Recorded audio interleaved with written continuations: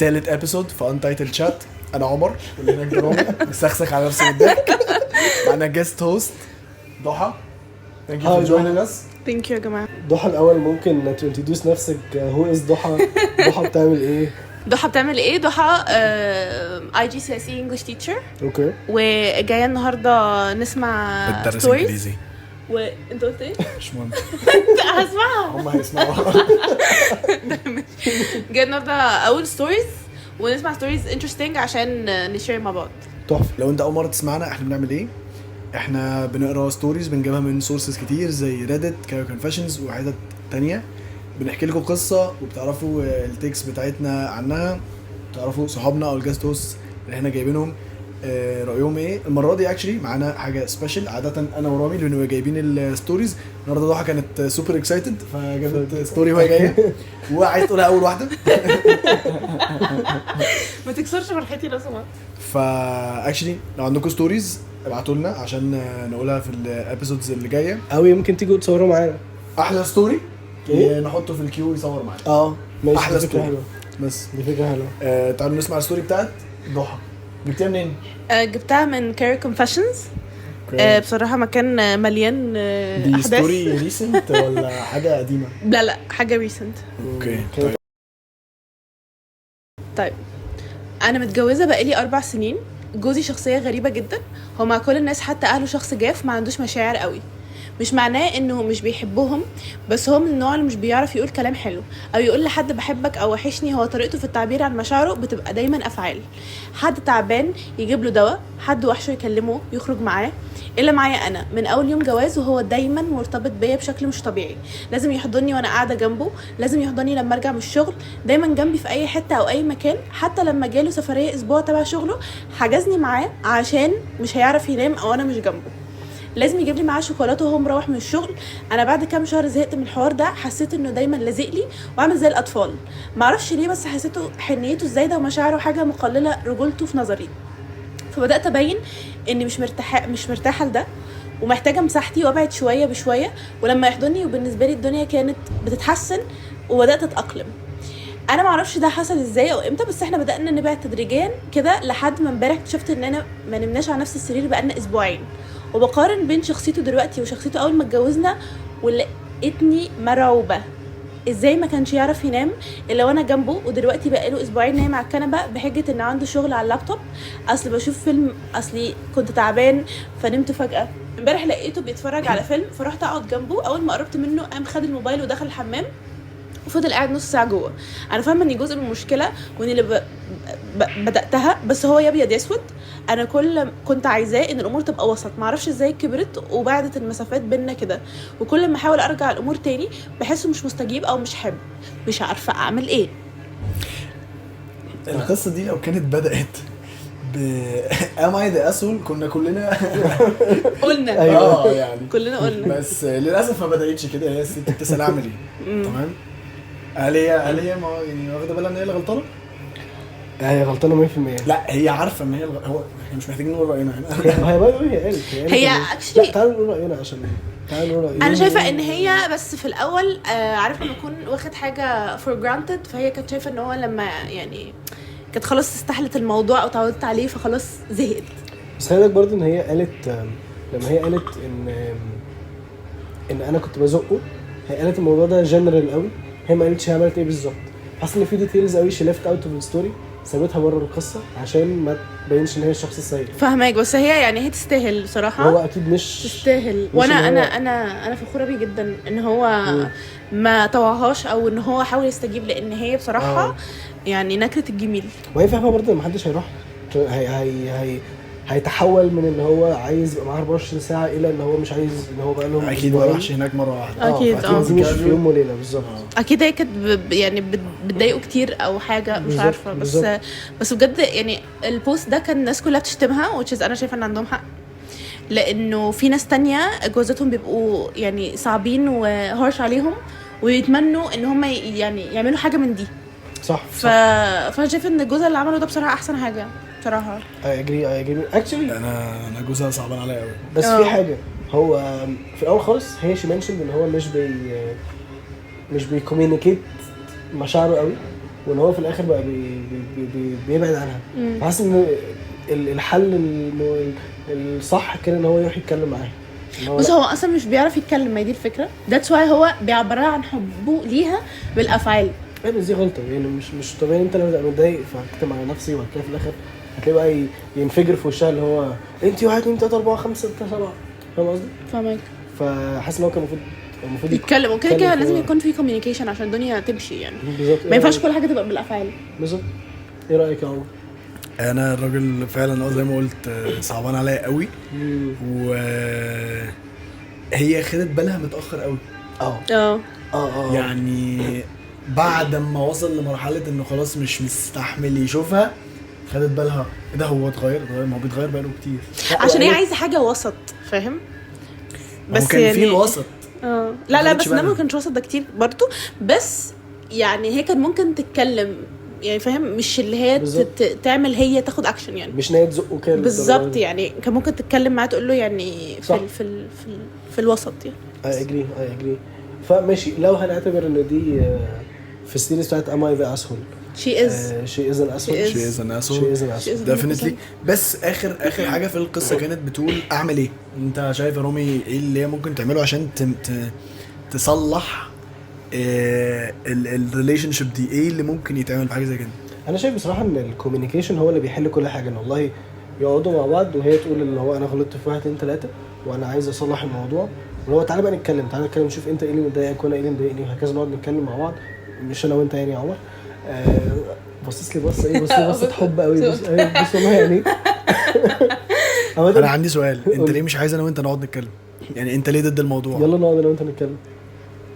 انت متضايق مني في ايه؟ عارفين احنا عاملين بودكاست ان احنا نقعد نتكلم عشان نقعد نتكلم. قول لي يا عمر انت متضايق مني في ايه؟ ازاي نصلح؟ انت ازاي حلقت من غير ما تقول لي؟ انا اسف، المره الجايه هقول لك وانا بحلق. ايه رايكم صحيح في الحلقه؟ انا كمان حلقت سنس اخر ابسود. ايوه احنا دي جايين حلقين. كان نفسي اشارككم يعني، والله كان نفسي اشارككم الاحساس. مفهوم. مش مفهوم هو يعني مفيش حاجه مفهومه في الموضوع. اوكي. فانا كنت بقول ان الكوميونيكيشن وين يسالوا بعض لو بس يعني مش حاسس ان كل القصص اللي احنا ممكن نقولها النهارده الحل هيبقى كوميونيكيشن. بص هو انا شايفه ان هي she needs to like go overboard شويه. مش كوميونيكيشن بس، لان هو غالبا ما بيفهمش الكلام برضو يعني. هو بقى عايز افعال. ايوه عندك حق. فهي محتاجه تعمل حاجات وتتكلم يعني. هي بصراحه she needs to exert effort. هي محتاجه تعمل شويه effort لان هو كان مقدم لها كل حاجه وهي اللي ما كانتش عاجباه. هي اللي ما كانتش مبسوطه يعني. هل انا شخص سيء ان انا بعت لاختي ورد مجهول الهويه وخليت جوزها يتضايق؟ ايه الهبل ده؟ القصه بتقول ده مريض. ده لسه في قصه. ده مريض. ده كده التايتل. ايه الهبل ده؟ ايوه لسه. تمام ماشي. انا عندي 37 سنه ولد. كنت دايما قريب من اختي عندها 35 سنه. اختي متجوزه واحنا بنتكلم دايما على طول. اخر مره اتكلمت معاها كانت مضايقه جدا وكانت شبه داخله في ديبريشن. المهم انا في الكول دي حسيت ان هي ماسكه نفسها بالعافيه ان هي تعيط. تمام. فانا كنت عايزه ابسطها وكنت عايز ان انا اخليها تطلع بره هذا الديبريشن. فرحت كلمت الراجل بتاع الورد وكده اشتريت لها ورد واديت الورد ده على مكان الشغل بتاعها. وكتبت نوت كاتبه بفكر فيك وما كتبتش اسمي. حلو.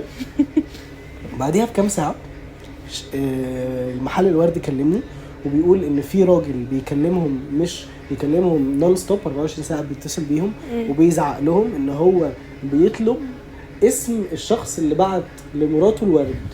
والمكان المحل حاول يشرح للراجل ان البوليسي بتاعتهم بتقول ان هو ما ينفعش يدي المعلومات بتاعه العملاء، لكن الراجل كان اجريسيف قوي قوي قوي. بدا يهددهم بان هو يروح يكسر المكان ويرفع عليهم قضيه وهكذا. فالمكان كلم الراجل بياخد الاذن ان هو يقول اسمه ويقول ان اسم الشخص اللي بعت الورد. بعد كده بقى هو اكتشف ان لما الورد ده وصل لاخته كلمت جوزها وبدات تشكره على الورد. جوزها مش اللي جايب الورد.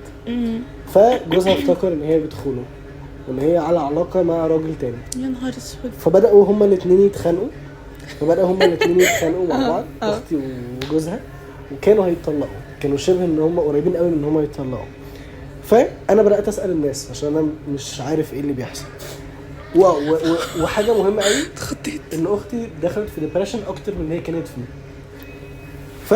فصحابي بيقولوا لي ان انا كنت المفروض اكتب اسمي في الكارت. انا شايف ان جوزها اللي غلطان، ان هو عنده رأي اصلا. تمام. ان انا شايف ان جوزها اتعصب، غلطان ان هو اتعصب من غير ما يفهم القصه الحقيقيه. هل انا غلطان ان انا عملت كده ولا لا؟ عندي سؤال. قول لي. هو مش ده اخوها؟ ليه بيقول لها بفكر فيكي؟ ليه بيقول لها بفكر فيك؟ ما اعرفش. هل هو يقصد ان الورد هي تفهم انه جاي من اخوها، ولا هو كان عايز يفهمها انه في حد من بره بيحبها فهي بقى لا هو غالبا غالبا هو يعني بيقول لها انا معاكي زي انا معاكي، او يعني بفكر فيكي. لا ملهاش مبرر، ما ينفعش اخ. بس هي اعتقد ان ده كان قصده، بس هي ملهاش مبرر. هو ده غباء. he has purely good intentions. ايوه بس واخد بالك ان هو عنده 37 سنه، انت مش عيل صغير. هو عنده 37 سنه، فهو المفروض يبقى فاهم. او اصل هو ممكن تكون الانتنشنز بتاعته ان هو يولع الدنيا. ما هو اصل هو ما ينفعش بعد كل الهبل ده يقول ان جوزها اللي غلطان. هو بيزد اون كلامه، هو بيقول الانتنشنز كانت ان انا عايز اخليها تبقى تشيرفل اكتر وتضحك، انها تعرف ان هو بيفكر فيها. بس هو يعرف منين؟ طب ما كان يكتب اسمه، والدنيا كلها تتحل. بالظبط. ليه كده اللي اصلا؟ بالظبط. لا بس هو انا شايف ان هو غلطان. انا شايف غلطان والله. لا غلطان مليون في المية، لان هو بوظ خرب بيت. بس برضو يعني جوزها غبي شويه يعني. لا انا مش غبي. لا بصراحه عنده حق. مراته، هو بيقول ان هو لما مراته كلمته عرف. هي لو بتخونك هتكلمك انت تشكرك على الورد. بالظبط. هتخاف لو مش مكتوب اسم، هتسأل الاول اللي بتخونك معاه. اي بي سي خيانه. الو، هو انت قلت لي ورد؟ لا خلاص اروح اشكر. الو بالظبط. يعني طيب احب اقول لكم ان هو ساب ابديت بعد ما تمام بتشتمي. كتب كتب 2 ابديتس. تمام. اول ابديت كتب ان انا نسيت اقول في القصه ان انا اديت الراجل بتاع الورد البرميشن ان هو يقول اسمي، وان هو راح قال اسمي لاختي ولجوزها، وان الدنيا دلوقتي بقت الطف، او ان كل الناس بقت عارفه الموضوع. بس ستيل الموضوع عمل مشاكل شويه يعني. ده اول ابديت. تاني ابديت بيقول للناس شكرا على اهتمامكم باختي، وان انتوا كنتوا عايزين ان انتوا بتسالوا على صحتها وعلى المنتل هيلث بتاعها، وان انا محتاج اشرح ان انا ماي انتنشنز ما كانتش ان انا ابوظ جوازك. تمام. بيرد عليا يعني. انا عشان كده قلت اول حاجه بتعمل ميوت. عملت ميوت. يعني بتطق شرار بتعمل ميوت. انا انبسطت قوي ان رامي اكشلي قرا القصه وبعدها خلينا نقول راينا عندنا قال الابديت. الحركه دي بروفيشنال. انا اديك عليها 2 من 10. 2 من 10 ده مش قوي. كمل بقى، خد بوينتس لحد اخر الحلقه عشان اكمل لك 10 من 10. بس انا مش عايز بوينتس. انت عايز بوينتس. انا مش مهتم بالبوينتس. انت عايز هنعمل سكور بوينتس. ماشي. الستوري دي بتقول هو جوزي كده شخص عادي ولا لا؟ يبقى مش عادي. طب مسألة يبقى مش عادي. كمل. هي سألت عشان لما كانت بتحكي القصة دي لقرايبها واصحابها، ناس كانوا بيقولوا لا اللي هو بيعملوا ده عادي، ناس بيقولوا لا طبعا مش عادي. تمام. الست دي اتجوزت وهي صغيرة، خلفت ولدين، وفي الجوازة بتاعتها دي الدنيا ما مشيتش احسن حاجة، اتطلقت والولاد معاها. بعدها بكام سنة ربنا رزقها بحد، اتجوزت، ولادها فضلوا معاها. فالست دي مع ولادها عايشين مع الراجل ده اللي هو ايه جوز امهم يعني. الراجل از ويل اوف، شغال، راجل غني جدا. اوكي. شغال شغلانه كويسه، وراجل بيملك شركات، او غني جدا ايا كان ايه سبب غناه يعني، بس مش غني عادي يعني.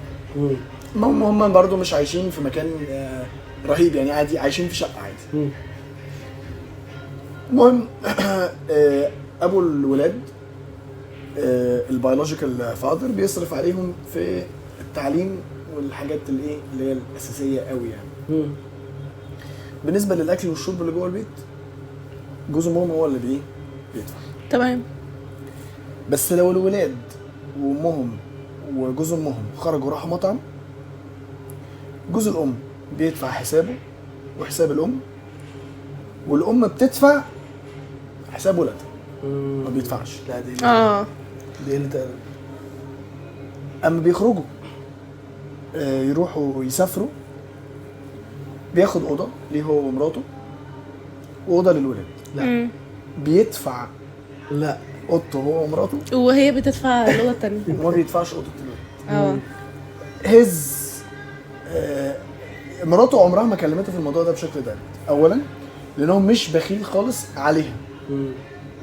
هي بتقول ان هو كل حاجه هي نفسها فيها بيجيبها لها، واي حاجه من الاساسيات اللي جوه البيت تمام، سواء اكل شرب او دواء او ساعات كمان هدايا للولاد مفيش مشكله.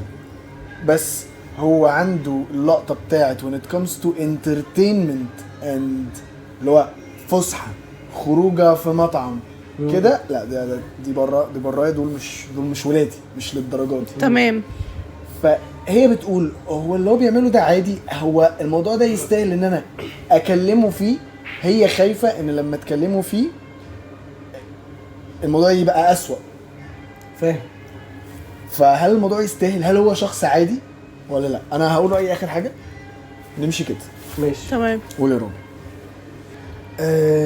انا شايف ان هو غلطان، لان لما بتتجوز حد انت بتتجوزه بمشاكله بعبله هو بيسموها الباجج، بتاخده بالباجج بتاعته. مش باكج لا باجج شنط كده. شاطر مصدوح حليثي اي جي سي اس اي فيرست لانجوج سكند لانجوج بالباجج. هنحط الانستجرام لينك هنا. تمام. عايز يعمل ريجستريشن دي ام بقى ولا اي حاجه. ممكن نحط برومو كود خصم اللي شاف الابيسود خصم 2%. لا 10%. 10%. يلا يا عم ان شاء الله ما حدش قول ماشي. فانت بتاخد شخص بعبله يعني، بتاخد كل حاجته.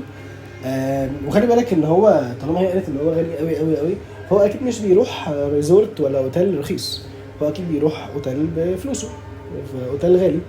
فما ينفعش انا اخدها واوديها اوتيل غالي قوي قوي قوي. لا معلش استحملي اوضه الولاد. يعني طب ما هي كانت ممكن تروح اوتيل ارخص، ممكن تروح مكان ارخص. كلمتين محشورين في زوري هموت واطلعها. طب ابو الولاد ما هو بيبقى في اتفاق من الاول خالص ان انت هتدفع كل شهر اكس. انت كل شهر بتدفع حاجه ثابته. انتوا بقى والله بتدفع من الاكس ده بقى. ايوه حلو، طالما الاكس موجود خلاص قشطه ندفع منه. بس عدينا الاكس، ما هو اللي انا فاهم من القصه ان هم عدوا الاكس، ان هو لو الاكس ده ليتس سي مش عارف. لا هي مش قصدها كده. هي قصدها انت الفلوس. هي بتقول ان هي اكدت كذا مره ان هو غني جدا. الفلوس اللي هو هيدفعها للولاد دي مش هتأثر معاه اصلا، حتى لو هو بخيل مش هيحس بيهم اصلا. تمام. الفكره هو عنده مبدأ جدا ان الانترتينمنت بتوع الانترتينمنت، ركز في الانترتينمنت، بياكلوا ويشربوا وهدايا. هو كريم، اكل وشرب وهدايا من عنده في اعياد وفي اعياد ميلاد. انا السؤال بسيط جدا بالنسبه لي. ليتس سي ان هو الراجل اللي هو بابا ولادها بيدي لهم $2000 في الشهر مثلا، وال2000 دول قصه في مصر. لو الموضوع ده هيفرق قصه في مصر ماشي. ليتس سي قصه مش من ريدت، قصه من قصه بيرسونال يعني.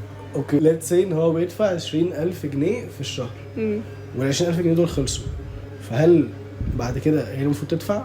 حاسس ان لا، ان هو هو المفروض. بص انا شايفه ان طالما راجل ماشي واتجوزها، فالراجل معلش يعني طالما انت بتشيل مصاريف الاكل والشرب تشيل مصاريف كل حاجه. هو بيشيل مصاريف الاكل والشرب. ما انا بقول لك طالما بيشيل مصاريف الاسينشالز يعني يشيل كل حاجه. مش اسمع لما هو يبقى عنده ولاده، لما يخلف بقى ويبقى ماشي عنده ولاد. أيوة، عادي هو المفروض- طالما هو ما عندوش ولاد. وطالما انت بتقول ان هو غني جدا يعني الحاجه دي مش هتاثر معاه. طب ما يعمل حركه جدعنه. ليه يبقى الا ويخليهم هم يعني هي اللي تدفع لو لا وبعدين انا اسف يعني بس هو المفروض ومصاريف المدرسه مين بيدفعها؟ الاب. طب خلاص يبقى ما جاش الانترتينمنت بقى. لان مصاريف المدرسه دي كتير جدا. ما جاش الانترتينمنت يقول لك لا اصل انا مش لا سوري. طالما هو بيصرف هدايا وبيصرف اكل وشرب يبقى هو كمان ننبسط كلنا سوا. لكن دي بصراحه انا يعني I don't like these kind of men يعني. طب انت ايه رايك يا عمار؟ انا شايف ان هو مش غلطان. اه بس نقول راينا عادي، بودكاست توك شو بنقول راينا. تمام. انا شايف ان الراجل وحش جدا. انا شايف ان الراجل ده مش كويس بجد. لا لا لا، يعني لو هو قرر ان هو هيشيل كل حاجه هيشيل كل حاجه. بجد مش من حقه خالص اللي هو عمله ده. ده رايي اللي انا مقتنع بيه 100%. ما تعيطش هو حتى خايف يشرح يعني. هو رايه وخايف يشرح. هو عنده مبدأ، بس هو الكونسبت هو بيحاول يبقى عنده مبدأ. وارد جدا تكون الام ما قالتش علاقة الاكس بتاعها وجوزها ايه، هو بيحاول يفرصه على حاجة. ومع العلم حاجة فعلا معلومة انا نسيت اقولها في القصة، ان الولاد اكشلي بيحبوه جدا، مش حاسين ان الموضوع ده عامل اي تفريط. ما اكيد مش هيحس. الولاد بيحبوه جدا وهو بيحبهم جدا، لكن اللقطة دي بس برضه هم بيروحوا اوتيل كام مرة في السنة يعني. بالظبط. ده سبب ادعى ان هو اللي يدفع بصراحه. فاهم. مش عارف. انا يعني انا عارفه انت محترمه عشان عنده مبدا، بس انا اي دونت لايك المبدا أيوة، لان حتى المبدا مش بالظبط. لاقي 30 لازمه يعني حتى لو مبدا زي الزفت لا هنحترم عشان عنده مبدا. بالظبط. مبدأه ملوش طب 30 لازمه. سؤال، طب لو كان آه. مبدأه ولادك بحبهم جدا بس انا مش هصرف على ولادك من اول يوم جواز، من برضه قبل ما احترموش. يتجوزوا، من قبل ما يتجوزوا. برضه ما احترموش. لا ثانيه، وهي وافقت قبل ما تتجوز، اوكي يبقى هي اللي خلاص نتجوز على غلطانة. كده. يبقى هي اللي هي اللي غلطانه مليون في الميه. سوري يعني هي عامه يعني الست لا، لما هي يكون كده عندها كده- اولاد. هي كده لو وافقت ما كانتش هتكتب البوست. انا فاهم، بس الست لما يكون عندها اولاد يعني بتبقى عايز تتجوز تاني. تقولي لي عايز تتجوز تاني فور سبورت، ايا كان بقى السبورت، بس يعني بتحتاج حد يبقى معاها. فمعلش لو قال لها مش هصرف عليهم لا يبقى غلطان برضه بصراحه. لان في اكشلي فاميليز بيكونوا ست مخلفه والراجل مخلف وبيتعاملوا ان هم كلهم اسره واحده. صح فانا شايفه ان هو ده برضه المفروض. انا شايف عمر، سوري يا عمر يعني، بس شايف انت قاعد بتقول هو ولاده وولادها ومش عارف ايه، المفروض ان هو خلاص طالما اتجوزوا كلهم فهم- ولادي. بالظبط. فاهم قصدي؟ فاهم بس it's very hard to يعني ان انت صعب جدا ان انت تتعلق especially لو الولاد دول كبار في السن. صعب ان انت تتعلق بيهم لو كبار فاهم. وسنهم اكبر شويه. انا ما اعرفش بصراحه اعمارهم قد مش ايه، بقول ان هو سهل بس لازم. فاهم. انا لما بصيت لها بصه تانية دلوقتي، انا what would I do؟ انا بصراحه يا هتجوز الست دي وفعلا هعمل الولاد دول كانهم ولادي، بس لو انا عندي النيه ان انا ما اعملهمش كانهم ولادي انا مش هتجوزها. بالظبط بصراحة بالظبط. ده اللي انا كنت هعمله يعني. 100%. ده فعلا التو اوبشنز اللي يبقوا قدامي. احنا ممكن ناخد بس بريك عشان ابين لهم الشنطه بتاعتي. اصل فيها جيبين، انت عارف ان فيها جيبين؟ ايوه والله شفنا الجيبين، ده واحد فيه جيب كوينز ده وواحد فيه أويل. جيب ده جيب والله العظيم اهو. صوت حشر. ليه يبقى عندك جيب فيه جنيه؟ لو في جيب كبير حاطه فيه الليب جلاس وكده. حاطه فيه 2 جنيه بالظبط 10 جنيه. ماشي. القصه بتقول تمام. ان ابني عنده 17 سنه راح للدكتور وقال ان هو عنده حساسيه ضد القمح. تمام.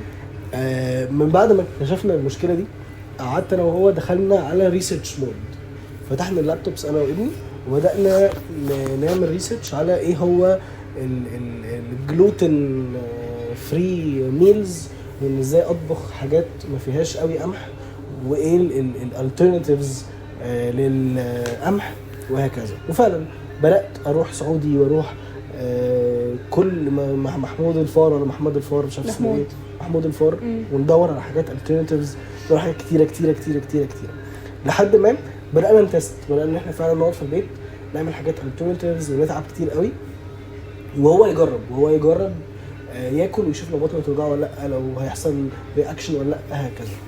المهم فضلت كده اتعب كتير قوي قوي قوي، وهو ما كانش بيتحسن، كان كل شويه بطنه توجعه وبطنه تقلب ويجيله الحساسيه دي. allergies. الحساسيه سوري الحساسيه دي.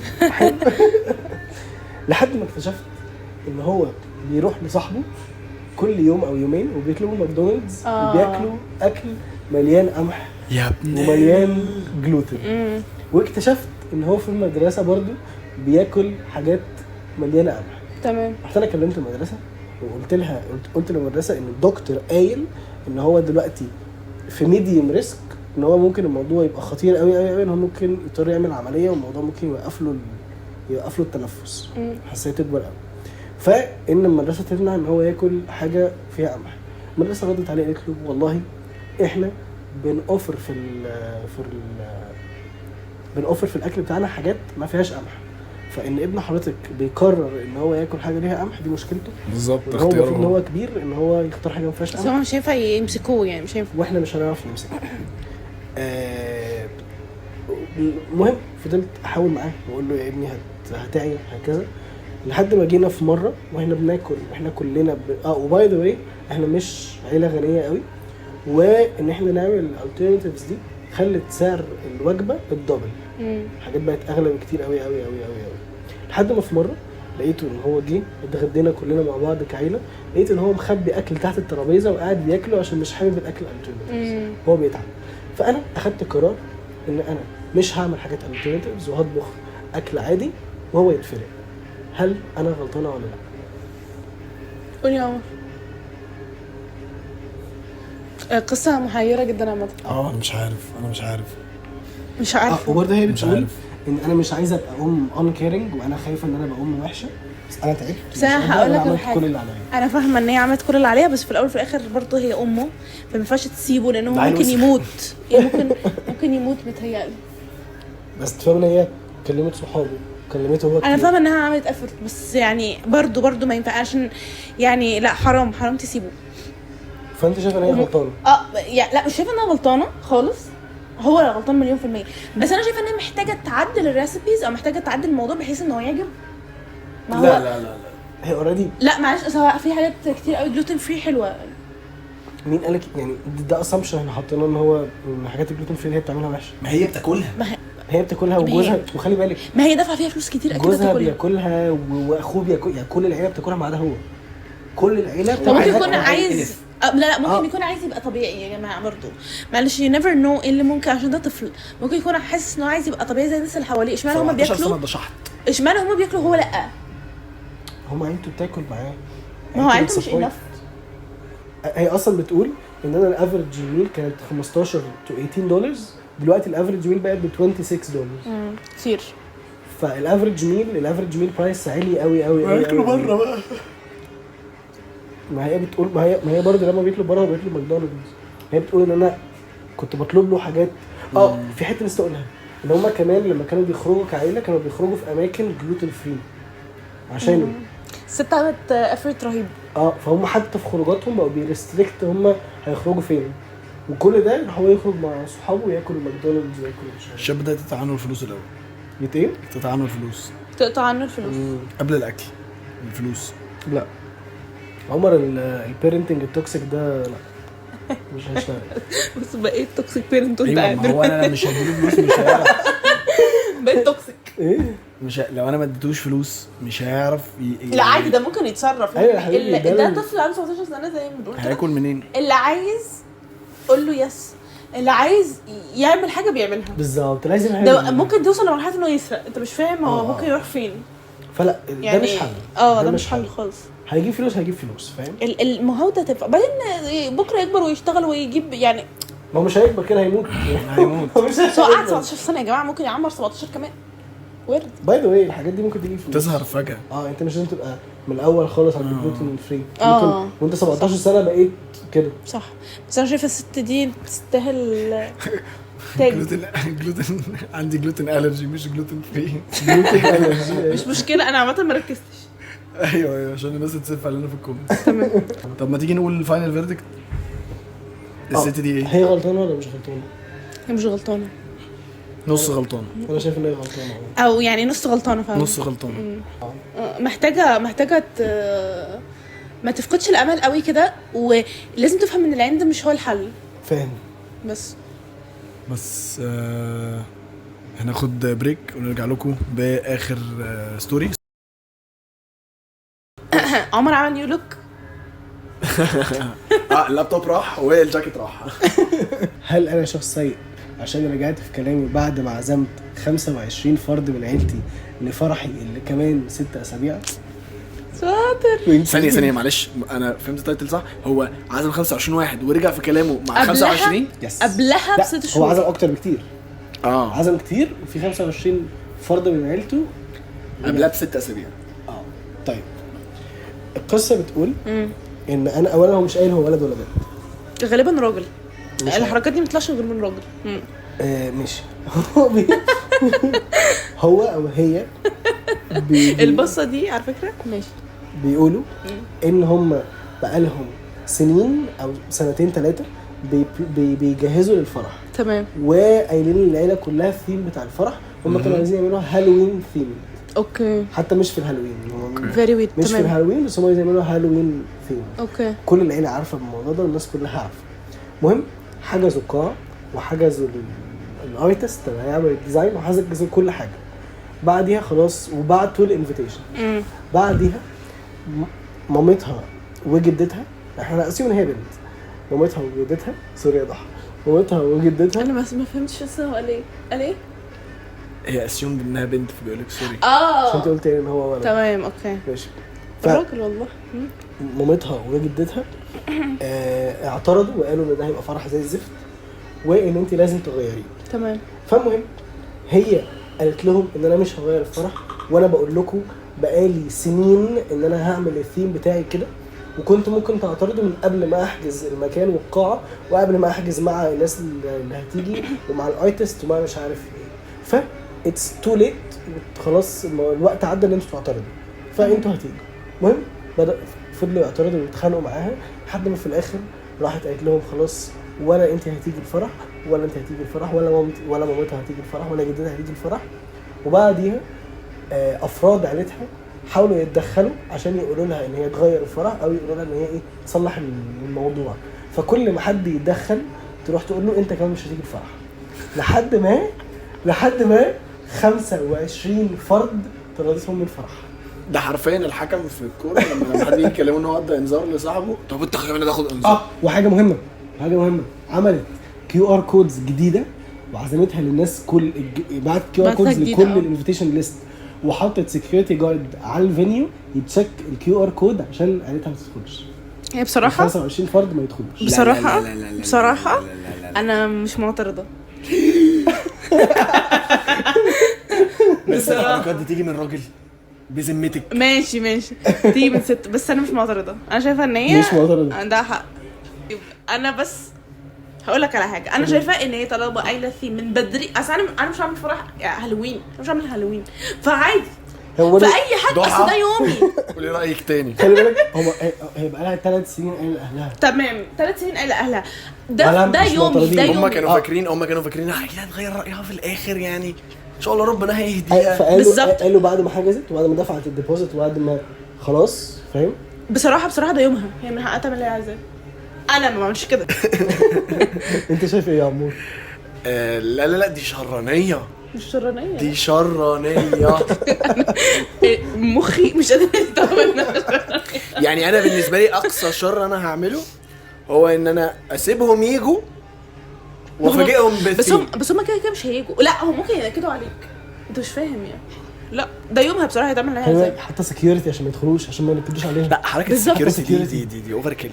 اوفر كيل. وغيرت QR كودز بتاعت كل الناس. ايوه لا الستوري دي جامده جدا، اعطيها 10 من 10. اشكرك. هي حلوه قوي النهارده اكشلي وي ليفلد اب. ستوريز حلوه جدا. ثانك يو سو ماتش يا جماعه النهارده بجد انبسطت جدا. انبسطنا جدا بجد ستوريز كانت انترستنج جدا وانا يعني قضيت وقت لذيذ وبجد متحمسه قوي اشوف الابيسود لما تنزل. بس احنا كمان احنا كمان. طيب ده كان كده تالت حلقة من Untitled Chat، وما تنسوش تعملوا سبسكرايب وتدوسوا على زر الجرس. الله انا اول مره اقول الكلام ده. تعملوا سبسكرايب وتدوسوا على زر الجرس. قولوا لنا يا ضحى سر الجرس ده بيعمل ايه، او زرار الجرس ده بيعمل سر الجرس. اقول لك سر الجرس. قولوا لنا يا ضحى زر الجرس ده بيعمل ايه؟ زر الجرس ده بيديكوا نوتيفيكيشن اول ما بينزلوا حلقه جديده. بابا نوتيفيكيشن. لو وصلتوا لاخر الفيديو بجد ثانك يو، وما تنسوش بقى تعملوا لنا بقى فولو على كل البلاتفورمز التانية. احنا موجودين يوتيوب، تيك توك، يوتيوب، تيك توك، انستجرام، وسبوتيفاي. سبوتيفاي. اسمعها وانت سايق، مش لازم وانت تفتح. وانت في الجيم. وانت في الجيم. It's very easy. واكشلي Yes. لو فاتك حته في النص استنى شويه هتلاقي ستوري جديده وهتكمل معانا. ده حقيقي. يلا نشوفكم المره الجايه. باي. باي. باي.